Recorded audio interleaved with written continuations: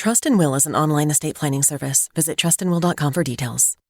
Ooh, Trust and Will. My dad and I were always close, but some things we just didn't talk about, like his will. After he was gone, we found out he didn't have one, and it created a lot of stress during a time of grief. Creating a will can be hard to think about, but avoiding it can lead to greater difficulty for the people you love. That's why Trust and Will makes estate planning simple. Create a will online in as little as 30 minutes. Now, I have a will in place to make sure my loved ones are protected. With Trust and Will, it was easy and affordable, and I got peace of mind knowing my wishes are clear. Trust and Will. Get 20% off when you visit trustandwill.com/future. That's trustandwill.com/future to get 20% off. trustandwill.com/FUTURE. We have the tech to get food delivered in 15 minutes, but we all have horror stories about buying tickets. The Game Time app gives fans the advantage. Get amazing tickets in just a few taps. Fees are included, so what you see is what you pay. And the Game Time guarantee means authentic tickets at the best price every time. Take the guesswork out of buying tickets to concerts, sports, comedy, and more with Game Time. Download the Game Time app and create an account for $20 off your first purchase. Terms apply. A warm and friendly hello! Welcome to lovely Las Vegas for Coast to Coast Hoops with myself, Greg Hoops Peterson, now part of the Bustin family of podcasts.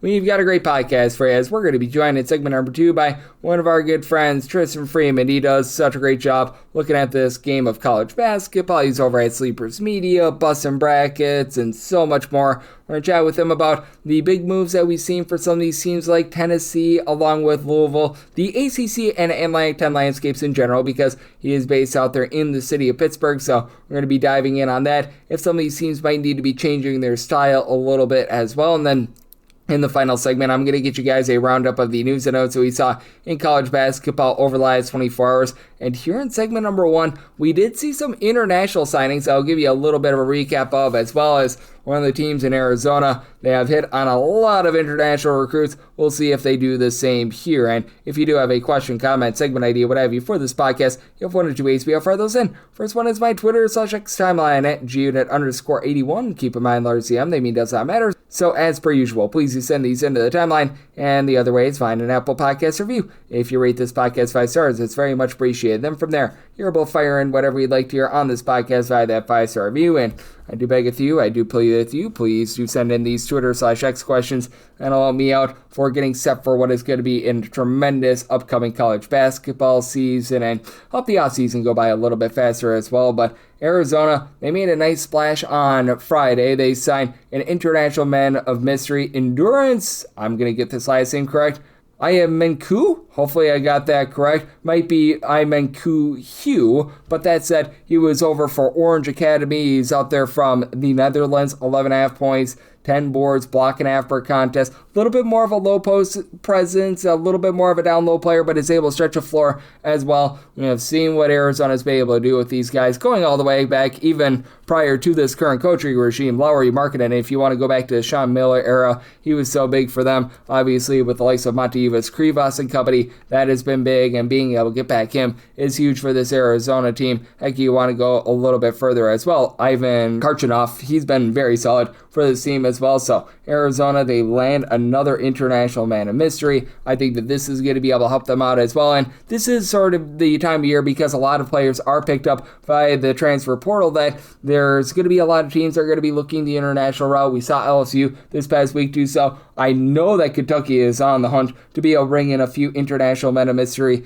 as well. Ohio State was as well. Vuk Larsvich, he is going to be coming on over, as he was playing last year over at Serbia. 7'1", not likely to be a guy that stretches the floor, but I mean, he still is a little bit of a European stretch player. He should be able to give this team a bit more of a low post presence, and it's something that Ohio State, in my opinion, very much needs. They were a solid team down low last season, but as we know, they're going to be losing much of that backcourt from a season ago. So I did did like that pickup for them as well. So we are seeing a lot of these teams starting to dive in there. And I do think that that's a lot of what we're going to be seeing the next few weeks. We're going to be seeing, because a lot of the top 100, top 50, whatever you want to do, transfers, they are off the board. You're going to be seeing a lot of these guys just that are international, that they're on the fringe of being able to say international or going to the college game. A lot of teams are going to throw out there some NIL. Like, heck, we saw Penn State get into the act. Andy Mayo, he was from the Philippines. He was on the under-19 Philippines national team. He signed with Penn State. He's a little bit more of an unknown, and obviously Penn State is going to get a little bit more of an unknown international man of mystery rather than Arizona. I mean, it's still an international man of mystery. I just love calling these guys international men of mystery, but that said, a little bit more known in terms of that as well. But I think that's going to be big. And then we're going to be seeing as well a lot of these major teams getting up on the board as well. We also did see LSU get on the board. We'll recap that in the final segment, and we do have to talk with our good friend in the next segment, Tristan Freeman, who does such great work over at Bustin Brackets, about more of the splash moves that we've been seeing in the offseason,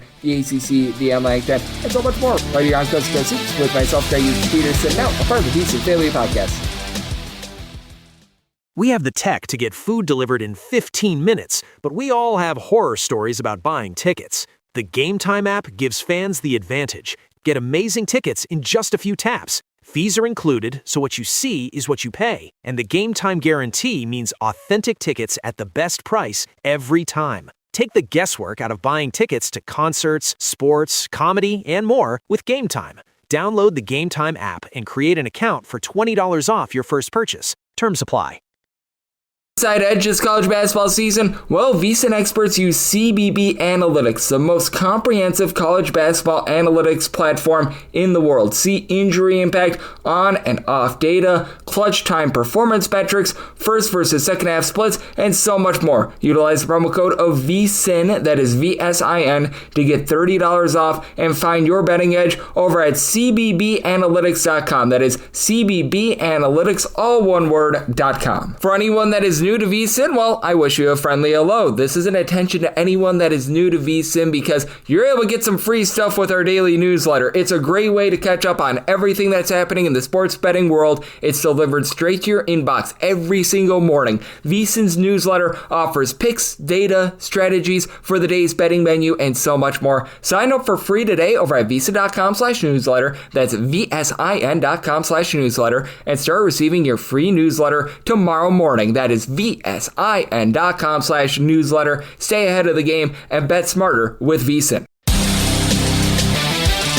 And we're back here in lovely Las Vegas for Coast to Coast Hoops with myself, Greg Peterson, now part of the VSiN Family Podcast. Always great to be joined by this man, as we've got Tristan Freeman aboard. He does such excellent work over at Bustin Brackets, taking a look at this great game that we all know and love of college basketball. He's got his finger on the pulse of all things out there in the Pittsburgh area. He's doing an absolutely superb job looking at things like the ACC A10, the Rising League, the ACC, and so much more. You're able to catch him on the Field of 68, Sleepers Media, Bustin Brackets, and so much more. You're able to follow him on the old Twitter/X at Oops.351 altogether. And Tristan, it's always a pleasure, my friend. Thank you. Yeah, thank you for having me, Greg. Appreciate it. I appreciate you, Tristan. And Tristan, one thing that has really been standing out to me over the last week or so in college basketball is that a lot of these teams that had big pickups, I think mainly Tennessee and Louisville, who really made some big moves over the last week or so, it feels like they're going in a little bit of opposite directions. And I know that you do a great job on the ACC front with being out there in Pittsburgh, so I'll ask you about Louisville first.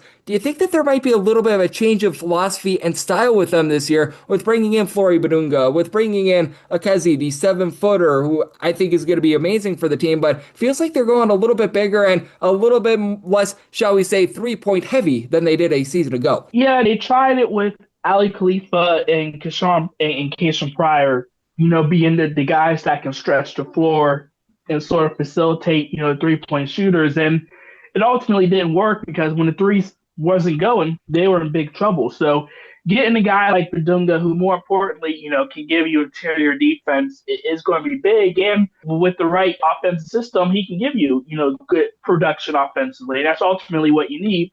And the ACC is going to have, good amount of bigs led by Duke. And you need to have that interior defense if you want to be a team that can advance in March. Yep, I do agree with you there. And for Louisville, felt like they maybe lived and died by the three a little bit too much last season. And I feel like the moves that they have made here in this offseason should be able to help in terms of a little bit less reliance there. And then for Tennessee, it feels like it's the exact opposite. Like with Tennessee, you typically can bank on this team playing some great defense, being up in your grill, absolutely dominating on the boards. And I still think that they're going to be able to do a very good job on the glass because they bring in a guy like a Miles Rubin. But that said, do you feel like this team might be going a little bit different in terms of their style as well? Because typically they have one of those key scorers and don't connect Chaz Lanier, but they only have really one main scorer, and this year I feel like they can really spread the wealth with so many guys that can put the ball in the basket.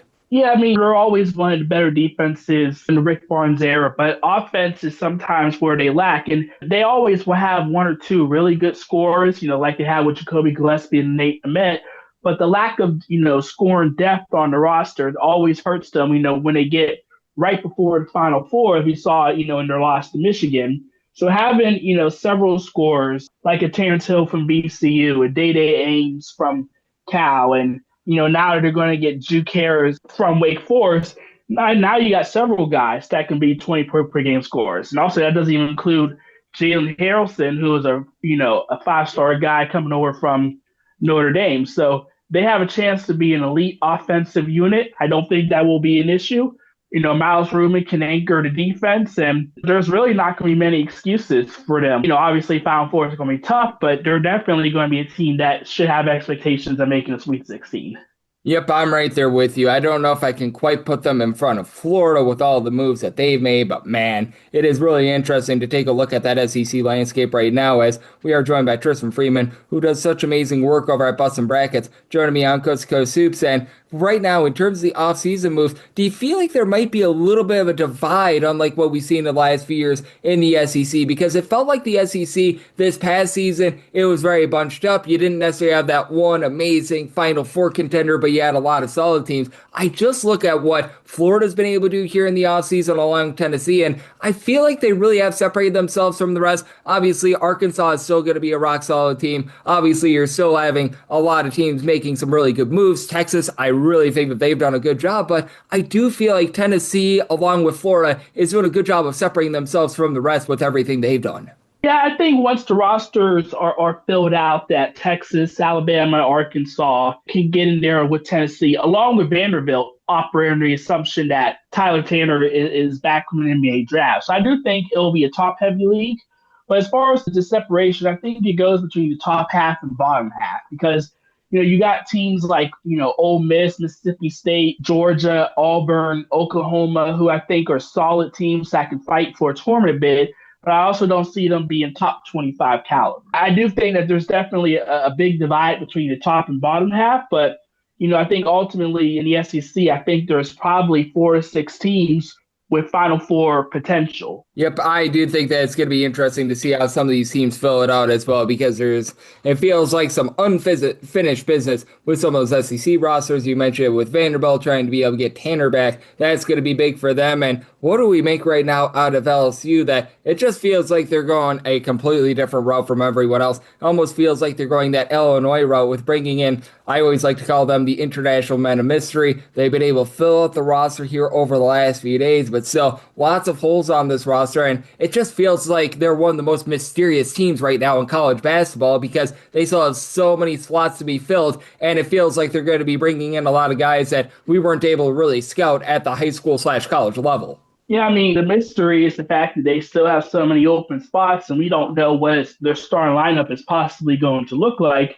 They, reportedly beat out Kentucky for a big man who most notable stat line was pretty much doing nothing in his last game. And we'll see what a guy like Santos can do at the college level. But you mentioned Illinois' international pickups. They had 2 key guys last offseason. One was big man David Merkovich, who ended up being a star guy who I think has All-American potential.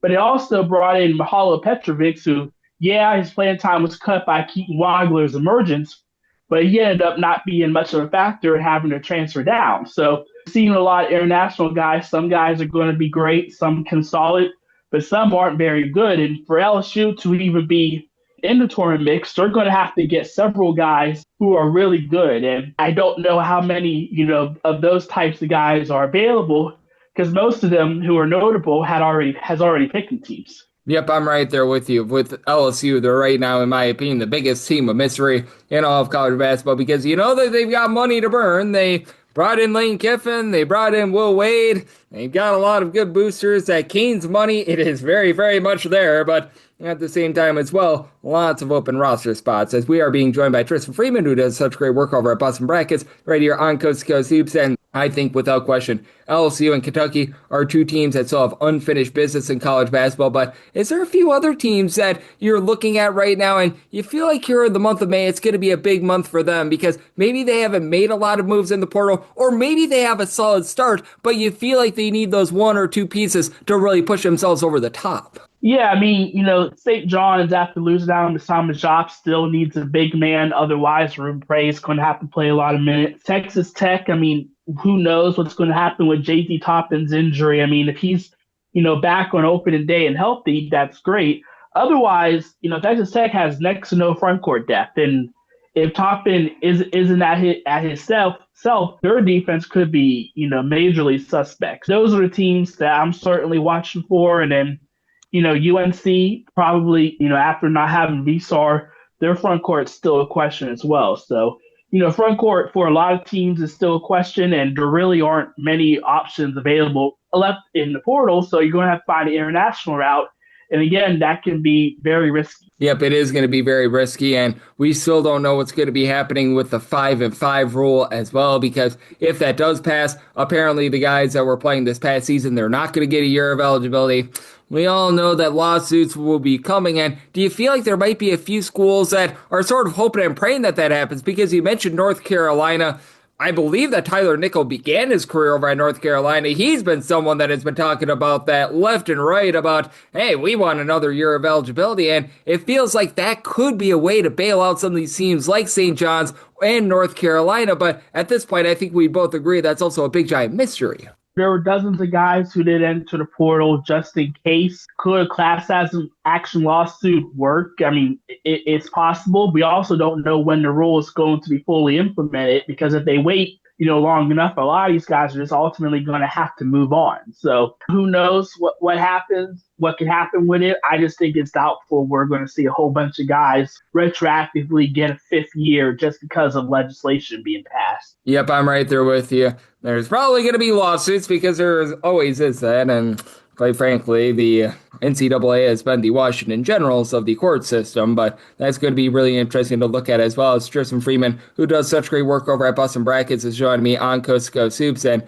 Tristan, you are based out there in Pittsburgh, and I know you do a great job on the A10 landscape with Duquesne being out there. There's quite a few Atlantic teams in your neck of the woods, and how would you evaluate the offseason that many of these teams have had? Because I feel like it's been a little bit of a mixed bag. I really actually think that Fordham is going a little bit under the radar with what they've been able to hear in the offseason. I think that Mike Magpayo might be in for a big year number 2, but how do you take a look at this conference as a whole? Because maybe they're not picking up like the top 20, top 30 transfers, what have you, but it feels like, for lack of a better term, these guys have been balling on a budget pretty well, and I feel like there's been a lot of just good, solid ads across the board here in the Atlantic 10. Yeah, not too many teams have had bad off seasons. I think a lot of teams have just been able to fill out needs. I mean, VCU, St. Louis State, and we're all able to bring back, key pieces, so we're able to fill out the roster.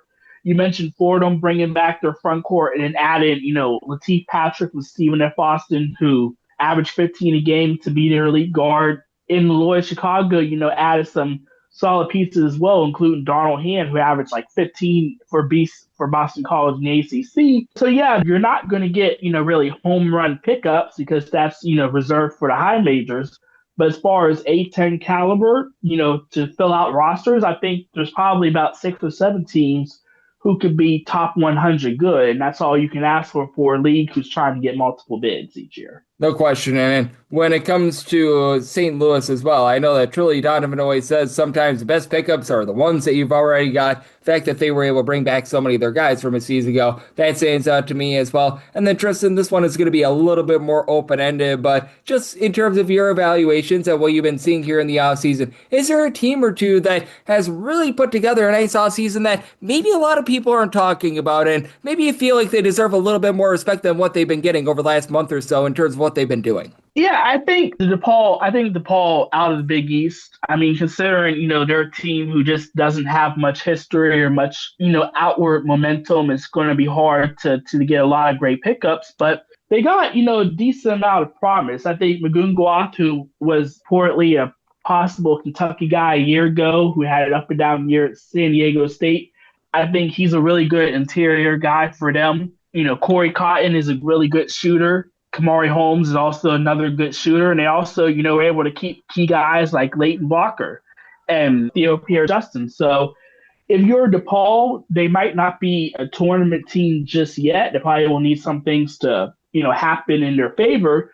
But I think that their roster is better than a Georgetown right now or Butler. And I think, if anything, not being the clear worst team is a step in the right direction for the program. Yep, there's no question about that. There have been some really, really rough years for DePaul, and I'm right there with you. I really like what they've been able to do here in the offseason. You mentioned Magungwath. I would say that that's the biggest pickup when you're able to find someone who blocks shots, is 7 feet tall, and is able to pop it from three-point range. That, no doubt about it, is going to be able to elevate you, but still, they've been able to do a nice job in terms of revamping that backcourt a little bit as well. I know that they have had some moving parts here in the offseason, but I think that you mentioned Corey Cotton in passing. He's a guy that I like. Noah Musin, who comes over from Arizona State, he's a guy that I think is going to be solid. And Kamari Holmes actually ripped it up over at Wofford last season, so very well said by you and Tristan. I know you're doing such a great job looking at this great game of college basketball. You have your finger on the pulse of a little bit of everything on so many different platforms, so let the good people at home know it's all on tap for you and how people can follow along on social media and other platforms.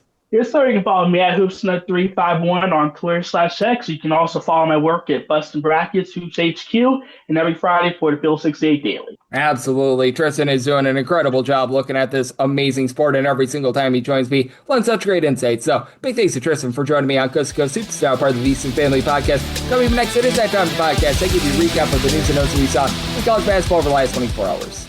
We have the tech to get food delivered in 15 minutes, but we all have horror stories about buying tickets. The Game Time app gives fans the advantage. Get amazing tickets in just a few taps. Fees are included, so what you see is what you pay. And the Game Time guarantee means authentic tickets at the best price every time. Take the guesswork out of buying tickets to concerts, sports, comedy, and more with Game Time. Download the Game Time app and create an account for $20 off your first purchase. Terms apply.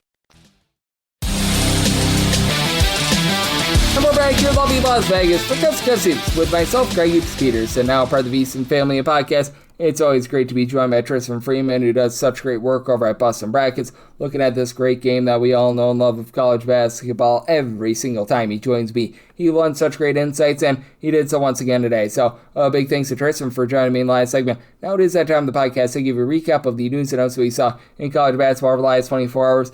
LSU might finally be able to round out a roster as they had Divine Ikechukwu, hopefully I got that correct, from Michigan State, was added to the roster a little bit earlier in the week. They went with a few international guys, and now they go with Abdi Bashir. He last season was over at Kansas State, began his career over at Monmouth, and at Monmouth he had a 20-point-per-game season 2 years ago, was a 38% three-point shooter there, and on 8.4 three-point shots per game last season over at Kansas State, shot 44% from three, threw in there 13 points, 2.5 assists per game. He was really the number 2 scorer behind P.J. Haggerty. This is a really good ad for LSU. Now, obviously the defense is going to be a little bit of a work in progress, but hey, for LSU, you bring in Mo Diabate, you're bringing in a few guys from the international ranks that are going to be able to provide a little bit of size, a little bit of stretchability, and all of a sudden LSU might be able to field the starting 5. They weren't able to before because they didn't have 5 guys, but hey, you know what? Things are on the up and up now for this team. It's coming together, and I still have question marks with regards to depth and everything like that. We do need to see how this roster as a whole is going to be filling out, but steps in the right direction here for LSU over the last week or so. So you do love to be seeing that. Junji Wong, he last season was playing over at San Francisco. He's decided that he's going to be going to UMass, and I mean, this was a starter last year for San Francisco. Not a guy that completely lit the world on fire or anything like that, but 8.5 points per game, actually comes on over from China. He spent some time time with the Global Academy in Australia, so a very much well-traveled man at 6'9", able to shoot about 34% from three-point range. I think that this is a solid get for UMass. UMass has always been a team that's been looking to dominate the boards, and he's not necessarily a guy that has been like a really good rebounder or anything like that, but he is a guy that's going to be able to give you some three-point shooting. He's going to be able to guard multiple positions. He's got some active hands.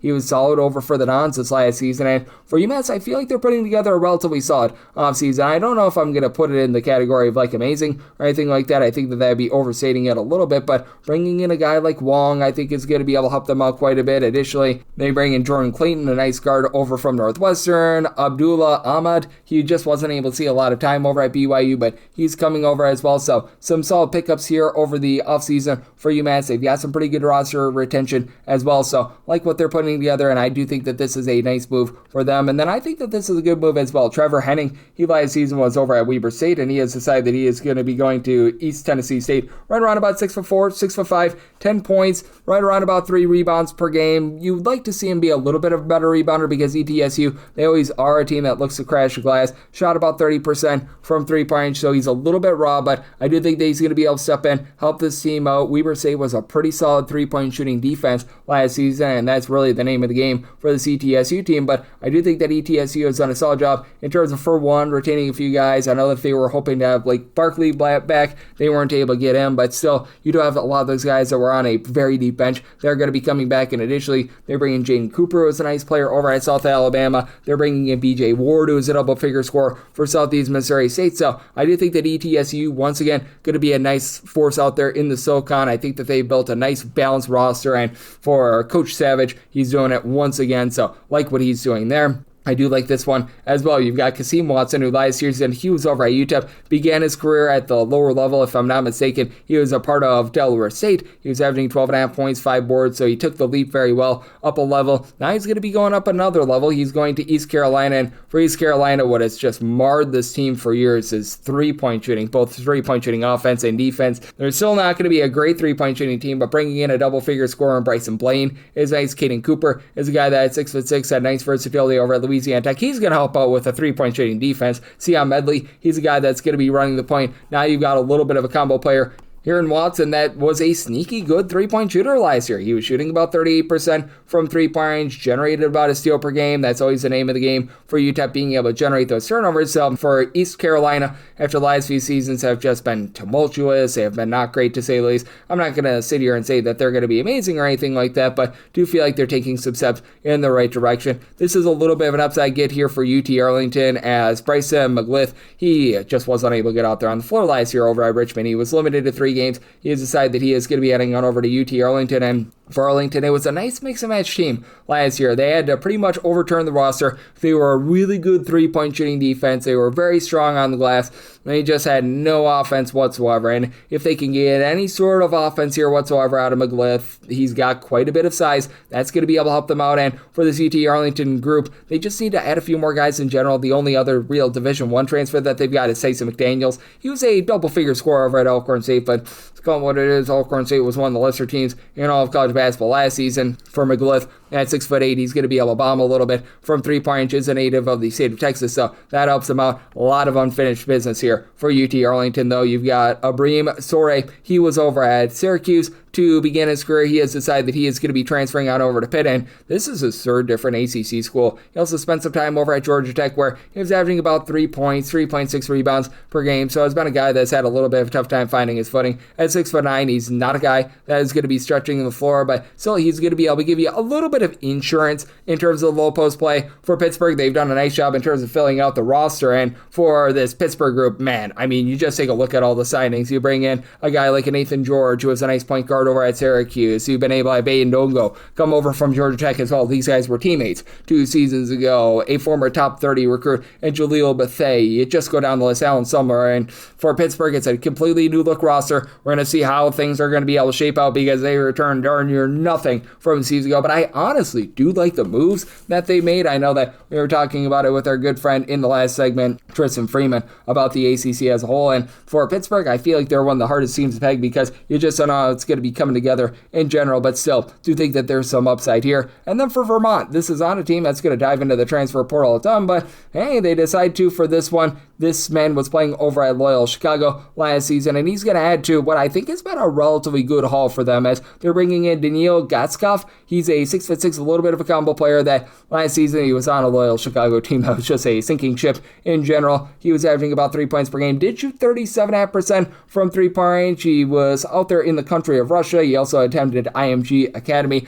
I think that this is going to be a good ad for them. Vermont is never a team that's going to generate turnovers, but they're typically a slow, controlled team that they do a nice job defensively, and they brought in guys that fit the system. John Broome coming over from South Alabama should be able to help them out in terms of the active hands. Ciro Yepto, double-figure scorer that shot it well from three over at UMass Lowell, is coming in. Khalil Badru didn't see a ton of minutes over at Iona, but that was a good three-point shooting defense. I like what Vermont has been able to do here. Would like to see them add that one guy that could be a little bit more of a stabilizer down low, but still, Vermont having themselves a nice offseason. I think that this is a good gift for them. You've got Chance Poyer. He last season was over at SMU, just was unable to get out there on the floor. He's decided that he's going to be adding on over to Indiana State. It's big that Indiana State gets on the board because they've lost a transfer or two here in the transfer portal, so that's not necessarily a place where you want to be for this team. They lost a big man already, so that's not good. And for Indiana State, if I'm looking at the Missouri Valley Conference right now, they are just not keeping up with the Joneses, but they did pick up Cameron Gregory about a week and a half ago. Joe Chappelle is, I believe, the man that they lost. You've got McGuire Mitchell, who he should be able to fit the system as well. Now you bring in someone that was over at SMU, has a little bit of versatility, should be able to help out in terms of three-point shooting. So for Poyer, this is a good gift for them. But again, for Indiana State, they're going to need to take much, much better care of the ball than they have the last few seasons. And I still question where that's going to be coming from.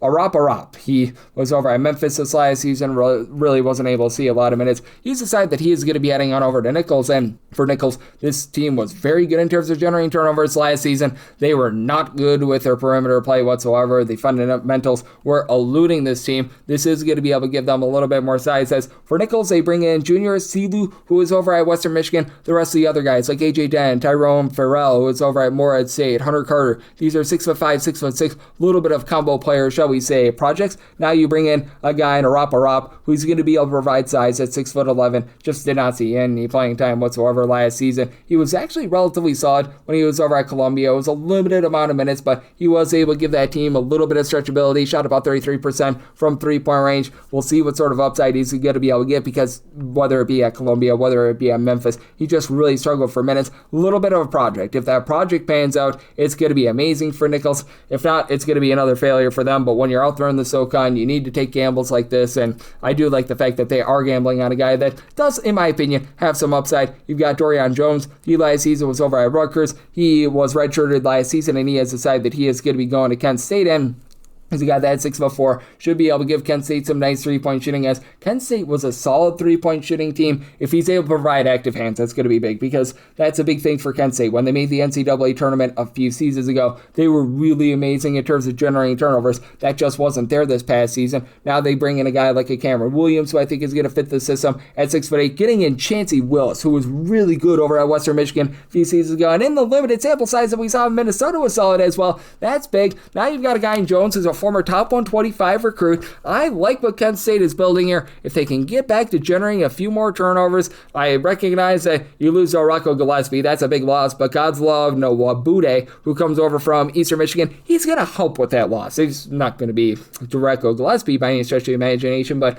good offseason thus far here for Kent State. I like this one. ZZ Clark, that's an interesting name. He was over at UC Santa Barbara last season. Now he's going to be heading on over to the tag team of both William and Mary. He was seeing limited minutes last season. He had some injuries, so he was limited to 15 games, about 3 points, a rebound per contest, and for Clark, I do think that he's going to be able to carve out a relatively solid role here, as you've got a bunch of William and Mary that is very much whole is greater than the sum of its parts. And for Clark, he was primarily a guy that was able to give you a little bit of three-point shooting. Wasn't necessarily the world's greatest fit with the Santa Barbara system, but I do think that he's going to be able to come in right away, be able to give this team some relatively solid production. For Clark, he does stand right around about 6'2" and shot 37% from three-point range. For William and Mary, they're looking for guys with active hands that are able to generate some turnovers, guys that are able able to bomb it from three. And William & Mary has done a great job in terms of being able to just add depth in general. For William & Mary, they are going to be retaining a few pieces from a season ago. And then additionally, you've got a lot of guys that nobody's going to really blow you away, but Jesse McIntosh was relatively solid over at South Dakota. Jaden Forsyth was not even good out there on the floor at West Virginia. Same goes for Novell and Daniels from Providence, but those are upside guys. Trevon Blossom game began his career over at Fairleigh Dickinson, played some time over at Idaho. Josh Baldwin knows all about the Coach Earl system, so I do think that they've done a solid job in terms of revamping this roster here in the offseason. For Boise State, they're looking to revamp as well, and they're going to be looking to do so with Ty Rodgers coming over. Ty Rodgers has been costed the last 2 years by injuries. He was a starter 2 seasons ago for that Illinois team that made the NCAA tournament, was putting in their 6 points, pair of assists, 5 rebounds. Not a guy that's going to give you any sort of three-point shooting at 6'6", and he very much fits the Boise State mold. For Boise State, this is a team that always looks to be able to dominate on the boards. He was a part of an Illinois team that was able to be very good with regards to the just overall rebounding that season. Defense was still a little bit lackadaisical. That's before they really kicked it up this past season, but still, for Boise State, they haven't necessarily made, shall we say, a rash of different moves. It's been a little bit slow going here, but you bring in Jacarius Sandback to be able to help out with the low post play. Damari Wheeler Thomas is able to give you double figures. He comes over from North Dakota State. Davideus Butka, he's going to be able to revamp down low. So for Boise State, you do have to wonder who that primary facilitator is going to be, if they're going to roll with Wheeler Thomas or if they might be looking for someone else, but certainly they've done a nice job in terms of being able to stay true to their style and being a really rock solid team on the glass. Niles Cooper, he was over at UC Davis this last season, and he has decided that he is going to be going to Loyola Marymount. I think that this is a good ad for a Loyola Marymount team that, under the radar, they're having a really nice offseason. For Cooper, he was able to do a bit of everything over at UC Davis this last season, a former top 150 recruit of Pepperdine. Then last year, he logged about 12.5 points. He's not a great three-point shooter. At 6'5", he shot 24% from three-point last season, but he's able to give you a pair of assists per game. UC Davis was a really good team in terms of generating turnovers, something that very much eluded Loyola Marymount this last season. And for Loyola Marymount, it was a little bit slow going for them in the portal, but now they've really gotten on the board. All Right is coming over from Xavier. He saw good minutes there. Andy Sigscar, he was a turnover machine over at Tarleton. Masai Mosley is an upside guy that comes over from LSU. Josiah Miles, if he can find the form that he had a few seasons ago over at North Florida, he's going to be solid. They also added Donovan Rivers in the last 48 or so hours. Rivers, I think that he's a little bit more of an insurance policy. He was over at Jacksonville this last season, and he was actually one of their better scorers. 8.5 points, 4.5 boards at 6'9". He's going to be able to provide a little bit of rough and tumble down low. Really doesn't shoot it from three, but Christian Humphrey Rembert is a guy that at 6'9" comes over from Lafayette. Zion Sensley, I think, is going to be your main man down low, as he had Santa Barbara, had 5+ rebounds. So Loyola Marymount doing a really good job revamping this roster. Question is how these pieces are all going to fit together, but love what they've been able to do here. Oakland has really gotten on the board over the last week or so. It was a little bit slow going for them, and they typically do go a little bit more of the non-Division I/junior college route, but for Oakland, now they've got a pair of nice ads here over the last 48 or so hours. Chris Fields, who was a nice rebounder over at Campbell this last year, and now they're going to be adding a little bit of versatility in 6'8" Brady Schwartz. Schwartz was limited.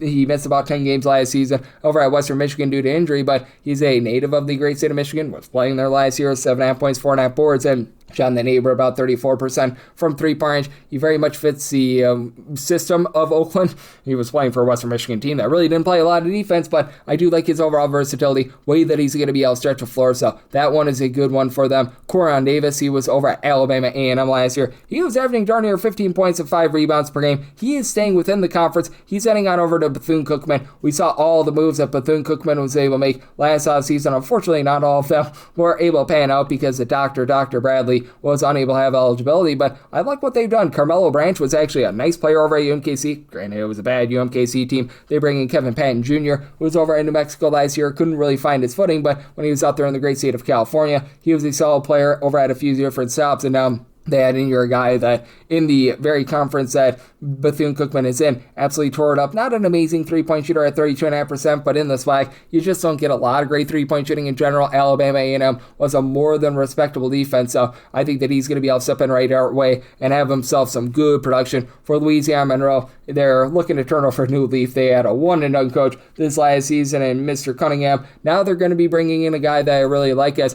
they're going to London. They are going to be going with Khalil London, who was a solid player last year over at Tennessee State. He was putting in there about 6.5 points per contest. Wasn't necessarily rambunctious for them or anything like that, but He's a guy that I think has the ability to be able to be a point guard, and they're probably going to need him to be that because he at 6'3" was shooting less than 25% last season from 3-point range, so that's a little bit of an issue. But that's it for Louisiana Monroe. They're looking to be able to get back to, I'm going to call it what it is, respectability. It's been a really rough last decade or so for this program, but still, for Monroe, they also bring in from Tennessee State John Evans LaFleur, who he's a 6'10", little bit of a project. They're also going to be bringing in DeJuan Anderson and Lance Carr from UAB. So they've got a lot of guys that they have familiarity with one another. Karan McPherson, they went the UAB route because they hired on from the UAB coaching staff. I do think that these guys are going to be able to mesh together. The fact that they've got a lot of guys with familiarity playing with one another, even though it is very much a new look roster, I think it's going to be able to help them out. So love what they're doing there. And then Caleb Stager, he was over at Boston College last year, only saw about 3.5 points per game. He has decided that he is going to be two-stepping to Texas State. For Texas State, this is a team that's very much based around defense.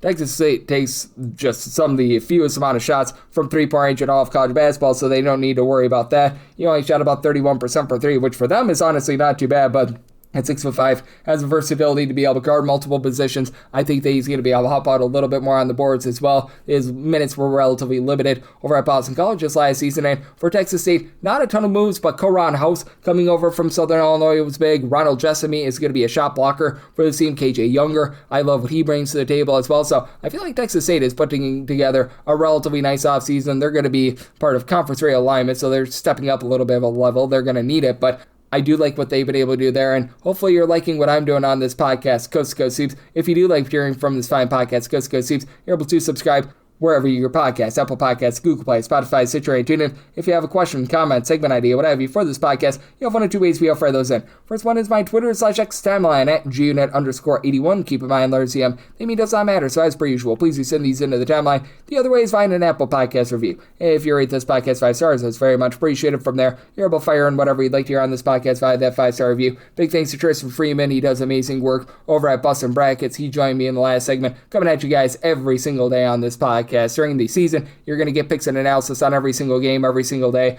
Once we figure out these rosters, I'm going to give you guys conference previews, and in the meantime, we're going to be looking at all these moves that are being made in college basketball right now. So I appreciate you tuning in today, and I'll be back with you once again tomorrow. Thank you. We have the tech to get food delivered in 15 minutes, but we all have horror stories about buying tickets. The Game Time app gives fans the advantage. Get amazing tickets in just a few taps. Fees are included, so what you see is what you pay. And the Game Time guarantee means authentic tickets at the best price every time. Take the guesswork out of buying tickets to concerts, sports, comedy, and more with Game Time. Download the Game Time app and create an account for $20 off your first purchase. Terms apply.